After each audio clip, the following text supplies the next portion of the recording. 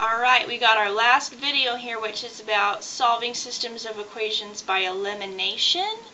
And we do have a quadratic again. Yippee! So let's go ahead in here and find our two equations. Now this looks pretty horrible. If we were solving by substitution, we would probably get the y's by themselves, but we're not doing that. It's actually not that bad right now. We've almost got it set up for elimination.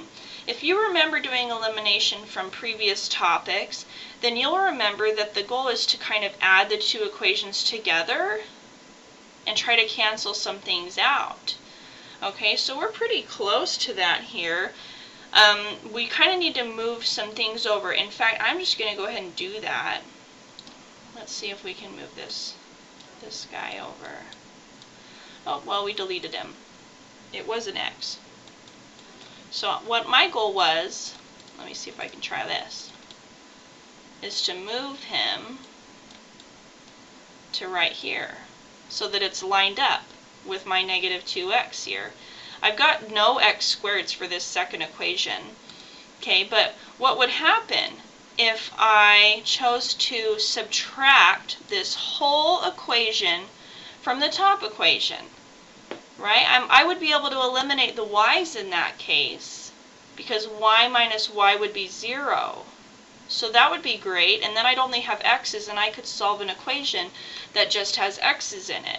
So let's do that. So I'm going to do y minus y is 0, negative 3 minus positive 1. Negative 3 minus 1. That's negative 4. Now I'm going to do negative x squared minus 0. Remember, I don't have any x squareds right here. I could put 0x squared here, like that. So that's going to be a 0, or a negative x squared still, because I have this one. Negative x squared minus 0. Minus 2x, I have to distribute this minus sign all the way over here. Negative 2x minus x. That's negative 3x, because this is like a 1 right here, right? Negative 2 minus 1 is negative 3. And that's what I get when I go ahead and combine the two equations and eliminate a variable. Okay, I have a quadratic equation here. It's not equal to 0, so I better get it equal to 0. Add 4 to both sides. And I've got a 0 on the left now. I've got x squared. Oh, no, I've got a negative x squared. That's a little messy. I don't love it when it says negative x squared. So what I'm going to do is I'm going to multiply the whole entire equation times negative 1, because I'd rather get rid of that negative 1. So multiply negative 1 by the whole equation. So we got negative 1 times negative x squared is a positive x squared. Negative 1 times negative 3, well, that's positive 3. It's positive 3x. Negative 1 times positive 4 is negative 4. There we go. I basically just switched all the signs. Okay, so here we are. Again, more than one way to solve these equations, but the way that you might be familiar with is the quadratic formula. So I'm going to go ahead and use that. Okay, again, use your A, B, and C. Alright, and then we're going to go ahead and write the quadratic formula up here.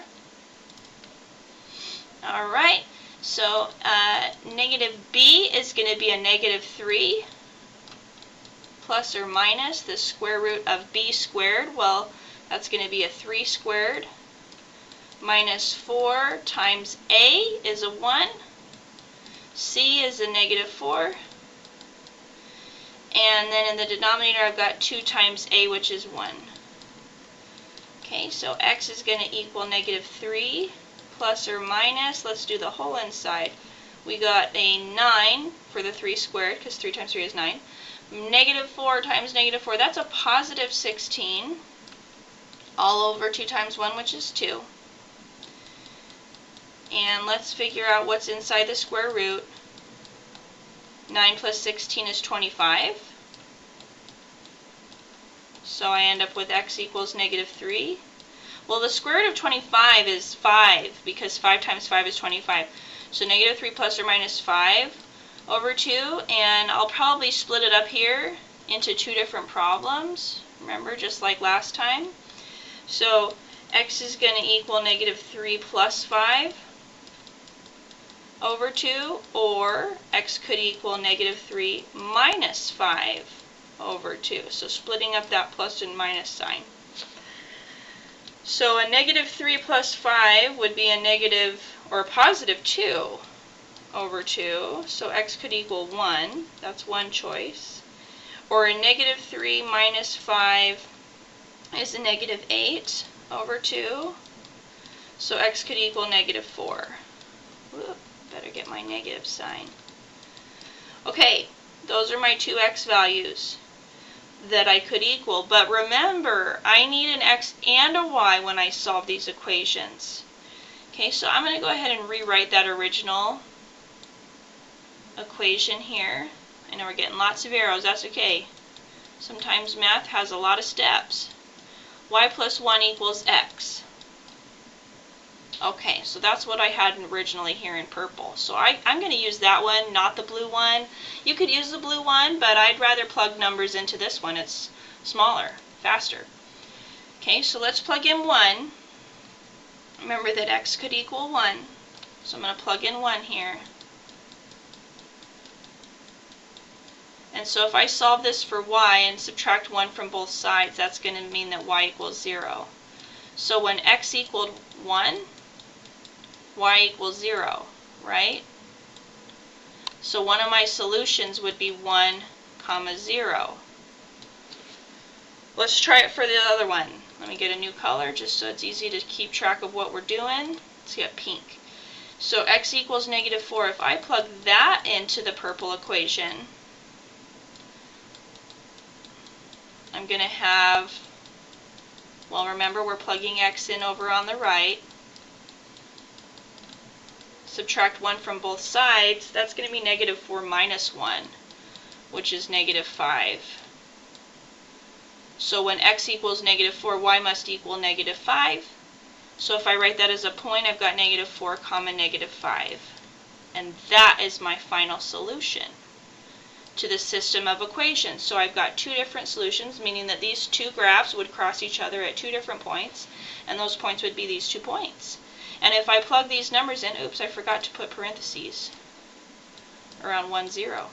If I plug these numbers in for x and y, so 1 and 0, into both equations, the equations would be true.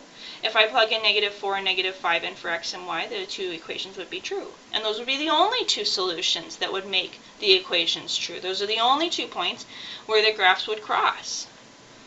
Okay, so that's it for solving systems of equations. You now have 3 methods. You have solving by graphing, solving by substitution, and solving by elimination. So I'm interested to see what your choice is for what you like the most. They're all just a little bit different. It kind of depends on the person.